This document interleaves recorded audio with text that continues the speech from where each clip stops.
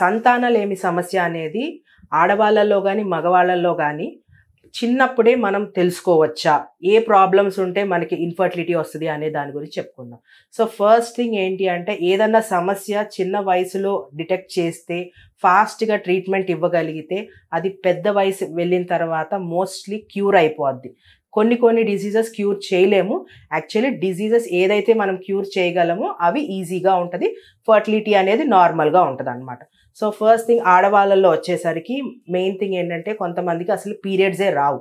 నార్మల్గా ఆడవాళ్ళలో 11 ఇయర్స్ నుంచి 15-16 ఇయర్స్ మధ్యలో ఫస్ట్ టైం పీరియడ్స్ అనేవి వస్తాయి. మెచ్యూర్ అవటం అంటారు కదా, సో ఫస్ట్ టైం వస్తుంది అనమాట. కానీ ఎవరికి అయితే ఆ ఏజ్ గ్రూప్ వాళ్ళకి రావట్లేదు అంటే మేబీ డిలేడ్ ప్యూబర్టీ, డిలేడ్గా వాళ్ళకి పీరియడ్స్ రావటం, అది ఎందువల్ల అనేది కూడా కంపల్సరీ రీజన్ తెలుసుకోవాలి. మేబీ ఏదైనా కంజెనిటల్ అబ్నార్మాలిటీస్, కొంతమంది ఆడవాళ్ళకి గర్భసంచి ఉండదు, గర్భసంచి ద్వారం కూడా ఉండదు, మూసుకుపోతుంది అనమాట. వెజైనా అనే ప్లేస్ కొంతమందికి మూసుకుపోవటం, లేదంటే ఉండకపోవటం, బ్లైండ్ అయిపోవటం, ఇది ఒక కారణం. లేదు అంటే అండాశయాలు అనేది కూడా కొంతమంది ఆడవాళ్ళకి ఉండదు. సో ప్రాపర్ రీజన్ ఏంటి అనేది అక్కడ కంపల్సరీ మనం తెలుసుకోవాల్సి వస్తుంది.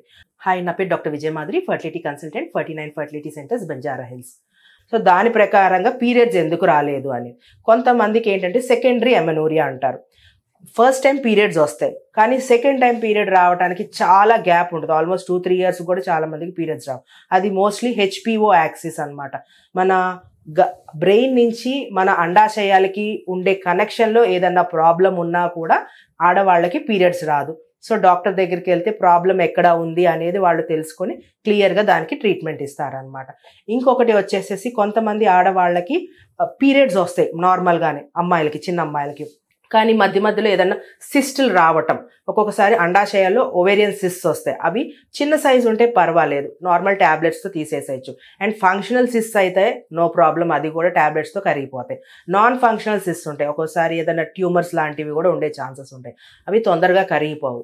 లేదు ఇంకొకసారి ఏమైంది అంటే, పెద్ద సిస్టులు, mostly more than 5 centimetres to 8 centimetres ఉన్న సిస్ట్స్ ఏమవుతుంది అంటే, ఇంత పెద్దగా అయిపోవటం వల్ల అవి టార్షన్ జరుగుతుంది. అది తగ్గేదాకా ట్యాబ్లెట్స్ ఇచ్చి మనం వెయిట్ చేయలేం. టార్షన్ అంటే ఓవరీ అనేది ఇట్లా ట్విస్ట్ అయిపోవటం వల్ల పేషెంట్ ఆర్ ఆ చిన్న పాపకి ఏమైందంటే పెయిన్, బాగా సివియర్ పెయిన్ రావటం వల్ల ఇమీడియట్గా సర్జరీకి తీసుకెళ్లాల్సి వస్తుంది. సో ఇక్కడ చాలా ఇంపార్టెంట్ థింగ్ ఏంటంటే, ఇప్పుడు ఆ సర్జరీకి తీసుకెళ్లేటప్పుడు ప్రాపర్గా మీరు చాలా జాగ్రత్తగా చూసుకోవాల్సింది ఏంటంటే, స్కిల్డ్ సర్జనా కాదా అని. ఎందుకంటే ఒక్కొక్కసారి కొంతమంది ఏం చేస్తారంటే, ఆ సిస్ట్ వాల్ని క్లియర్ చేయలేక టోటల్ ఓవరీనే తీసేసేస్తారు. అలా టోటల్ ఓవరీని తీసేసేటప్పుడు ఏమైందంటే, ఫ్యూచర్గా తనకి ఫర్టిలిటీ ప్రాబ్లమ్స్ వస్తాయి. ఆబ్వియస్గా ప్రెగ్నెన్సీ రావాలి అంటే మనకి ఓవరీస్ ఉండాలి, దాని లోపల ఎగ్స్ ఉండాలి, అవి లేకపోతే ప్రెగ్నెన్సీస్ రావు. సో అది జాగ్రత్తగా స్కిల్డ్ సర్జన్, ఎవరైతే ఓన్లీ సిస్ట్ వాలే తీసేయగలిగిన సర్జన్ దగ్గరికి వెళ్తే మీరు అది ఆబ్వియస్గా ఆ స్టెప్ నుంచి ముందుకెళ్ళచ్చు. ఇంకొకటి ఇందా చెప్పినట్టు ఓవరీస్ లేకపోవటం, ఇదంతా మోస్ట్లీ జెనెటిక్ డిజార్డర్సే ఉంటాయి అన్నమాట. సో ఆ జెనెటిక్ డిజార్డర్స్ ఏంటి అనేది మనం చూసుకోవాలి. నెక్స్ట్ వచ్చి పెల్విక్ ఇన్ఫెక్షన్స్. ఆడవాళ్ళకి కొన్నిసార్లు చాలా మందికి ఇట్లా పెల్విక్ ఇన్ఫెక్షన్స్ రావటం జరుగుతాయి అన్నమాట. ఎందుకంటే ప్రాపర్గా హైజీనిక్గా మెయింటైన్ చేయకపోవటం వల్ల కూడా ఇన్ఫెక్షన్స్ ఏంటంటే వెజైనా త్రూ యూట్రస్ త్రూ తన ఓవరీస్లోకి వెళ్ళి, తన ట్యూబ్స్లో నుంచి ఓవరీస్లోకి వెళ్ళిపోయి అదంతా లోపల ఆబ్వియస్లీ ఇన్ఫెక్షన్ రావటం వల్ల అతుకులన్నీ వచ్చేసేసి ఓవరీస్, ట్యూబ్స్, ఫెలోపియన్ ట్యూబ్స్ అన్ని స్టక్ అయిపోయి ఉంటాయి అనమాట. దానివల్ల కూడా వాళ్ళకి ఫర్దర్గా ఫర్టిలిటీ అనేది ప్రాబ్లం అవ్వచ్చు. సో ఇవన్నీ ప్రాబ్లమ్స్ ఉన్నప్పుడు నెక్స్ట్ ఫర్దర్గా ప్రెగ్నెన్సీ ఛాన్సెస్ తక్కువ ఉంటాయి. సో ఇవన్నీ చిన్న వయసు ఉన్న ఆడవాళ్ళల్లో ముందే క్యూర్ చేసుకుంటే ఫ్యూచర్లో మీకు ఈజీగా ఉంటుంది. ఇందాక చెప్పినట్టు surgeon and skilled surgeon important. సరిగ్గా సర్జరీ చేయకపోతే లోపల చాలా అతుకులు వచ్చేసి వాళ్ళకి ప్రాబ్లం ఆబ్వియస్గా అవుతాయి.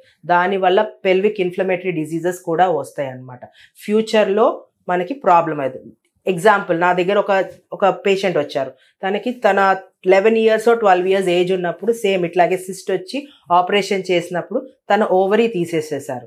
అండ్ తనకి ఏమైంది అంటే, ప్రాపర్ సర్జరీ ఏదో చిన్న ఊర్లో చేయించుకోవటం వల్ల వాళ్ళకి సర్జన్ ఇంపార్టెన్స్ అప్పుడు తెలియకపోవడం వల్ల సరిగ్గా చేయించుకోపోయేసరికి ఒక ఓవరీ తీసేశారు. ఒక ఓవరీ ఉంది, ఆ ఓవరీ ఏమైపోయిందంటే బాగా అడ్హెషన్స్ ఫామ్ అయిపోయి స్టక్ అయిపోయింది. సో అట్లా స్టక్ అయిపోవటం వల్ల ఏమైందంటే దానికి ఉన్న బ్లడ్ సప్లై కూడా కాంప్రమైజ్డ్ అయ్యింది, ఎగ్ క్వాలిటీ కూడా తగ్గిపోద్ది అనమాట. సో ఫర్దర్గా ఫర్టిలిటీ ఎప్పుడైనా ప్రెగ్నెన్సీ ప్లాన్ చేసినప్పుడు తనకి ప్లాన్ చేసుకున్నప్పుడు చాలా ప్రాబ్లం అయిపోయి ప్రెగ్నెన్సీ రావట్లా. సో ఆబ్వియస్గా ఐవీఎఫ్కి వెళ్ళటము లేదంటే డోనర్ ఎగ్కి వెళ్ళటము జరుగుతుంది ఒక్కొక్కసారి. నెక్స్ట్ వచ్చేసి మగవాళ్ళలో, సేమ్ మగవాళ్ళలో కూడా అన్డిసెండెడ్ టెస్టిస్ అని ఉంటుంది. ఒక్కోసారి టెస్టిస్ అనేది బీజాల్లోకి జారదనమాట. పుట్టినమ్మటే అది వాళ్ళకి తెలుస్తుంది, ఆబ్వియస్గా డాక్టర్స్ చెక్ చేస్తారు. సో అలా ఎప్పుడైనా బేబీస్కి ఉన్నప్పుడు ఇమీడియట్గా సర్జరీ చేయించుకొని ఆ టెస్టిస్ అనేది బీజాల్లోకి కింద స్క్రోటంలోకి వచ్చేటట్టు చేసుకుంటే ఆ టెస్టిస్కి డ్యామేజ్ అనేది తొందరగా జరగకుండా మనం చూసుకోవచ్చు. లెస్ దాన్ 1 year మనం అది చేసుకున్నారనుకోండి, సో ఆ హార్మోన్స్ ఆ టెస్టిస్లో ప్రొడక్షన్ అనేది నార్మల్గా జరుగుతుంది.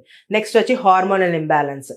వాళ్ళకు కూడా హార్మోన్స్లో ఏదైనా ప్రాబ్లమ్స్ ఉన్నా కూడా లైక్ ప్యూబర్టీ మగవాళ్ళలో నార్మల్గా 13 years అబోవ్ అయిన తర్వాత కొద్దిగా మీసాలు రావటము వాళ్ళకి అవన్నీ చూస్తూ ఉంటాం అనమాట. సో అవి సరిగా అవ్వకపోవటం వల్ల కూడా ప్రాబ్లమ్స్ ఉండొచ్చు. ఎందుకు అవ్వట్లేదు అనేది కూడా ఒకసారి డాక్టర్కి చూపించుకుంటే బెటర్. ఏదైనా హార్మోనల్ ఇంబ్యాలెన్సా అనేది కూడా వాళ్ళు చెప్తారు.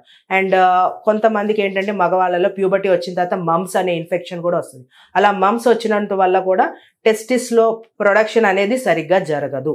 సో అది కూడా క్లియర్ చేసుకోవాలి. అండ్ టెస్టిక్యులర్ టార్షన్, ఇందాక నేను ఓవేరియన్ టార్షన్ చెప్పినట్టు టెస్టిక్యులర్ టార్షన్ కూడా ఉంటుంది. సో అది కూడా వాళ్ళకి ఎప్పుడైనా బై మిస్టేక్ బీజాలలో బాగా పెయిన్ వస్తే ఆ బేబీస్ని ఆబ్వియస్గా ఒకసారి డాక్టర్ దగ్గరికి తీసుకెళ్తే ప్రాబ్లం ఎక్కడ ఉంది అనేది వాళ్ళు డయాగ్నోస్ చేసి తొందరగా ట్రీట్మెంట్ ఇస్తారు. సో ఇవన్నీ చిన్నప్పుడే మీరు డయాగ్నోస్ చేసుకుంటే ఇన్ఫర్టిలిటీ ప్రాబ్లం నుంచి మీరు అగెన్స్ట్గా ప్రాబ్లం ఏదన్నా ఉన్నా కూడా దానికి ట్రీట్మెంట్ తీసుకుంటే తర్వాత ఇష్యూస్ ఏమీ ఉండవు. కానీ కొన్ని ప్రాబ్లమ్స్ ఆబ్వియస్గా మనం ట్రీట్ చేయలేని ఉంటాయి.